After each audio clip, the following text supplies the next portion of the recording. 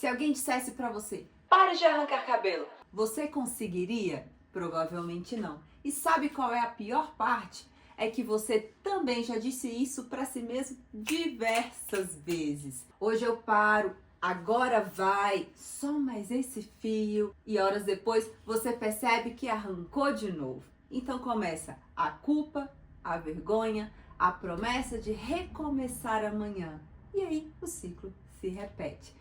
Mas se eu te dissesse que talvez você esteja tentando resolver a tricotilomania de um jeito errado, porque existe uma coisa que quase ninguém explica sobre esse transtorno.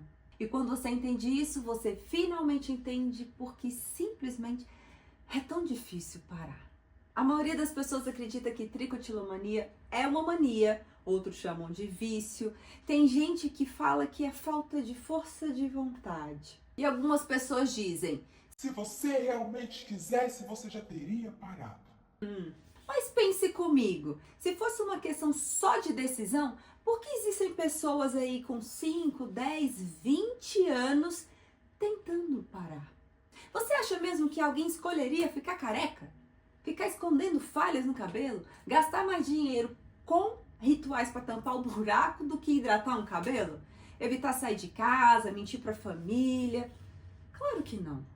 Então existe alguma coisa acontecendo aí. E essa coisa acontece segundos antes de você arrancar. No final desse vídeo eu vou mostrar exatamente o que acontece nesse momento.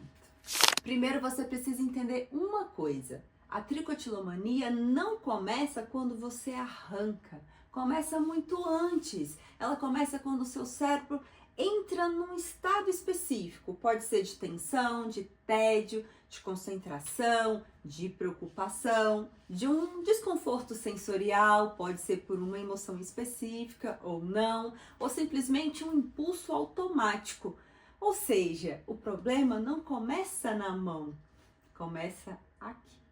Quando a mão encontra o cabelo, acontece algo muito rápido. Algumas pessoas procuram um fio específico, um grosso, um áspero, um enrolado, um fio diferente. E quando encontram, arrancam. Nesse momento acontece uma recompensa. Às vezes o prazer, às vezes um alívio, às vezes parece que o corpo assim desliga, mesmo que seja por alguns segundos. Aí o cérebro aprende isso e registra. Quando eu faço isso, eu me sinto melhor. E aí começa um aprendizado. E é exatamente assim que o ciclo vai ficando cada vez mais automático. E é aqui que está o maior erro. Porque a maioria tenta parar usando a força de vontade. Só que força de vontade luta contra o comportamento. Ele não luta com o que acontece antes dele. É como tentar impedir uma torneira de pingar enxugando o chão. Você trata a consequência, mas não a causa.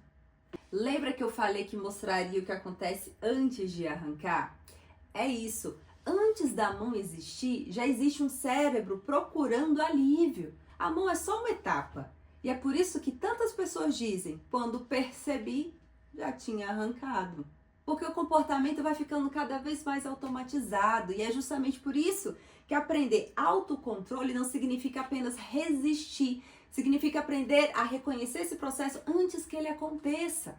Quando você entende isso, você para de pensar, eu sou fraca, eu não consigo. E começa a pensar, meu cérebro aprendeu esse caminho, então ele também pode aprender um outro caminho. E essa mudança parece simples, mas ela muda completamente a forma de tratar a tricotilomania. Se esse vídeo fez você entender a sua tricotilomania de um jeito que ninguém nunca explicou, se inscreva no canal, porque nos próximos vídeos eu vou explicar passo a passo como esse comportamento funciona. Eu começaria pelo próximo vídeo, porque nele eu vou responder uma das frases que eu mais escuto no consultório. Dani, é mais forte que eu. Será mesmo? Ou existe alguma outra explicação para essa sensação que ninguém conseguiu te explicar? Até o próximo vídeo.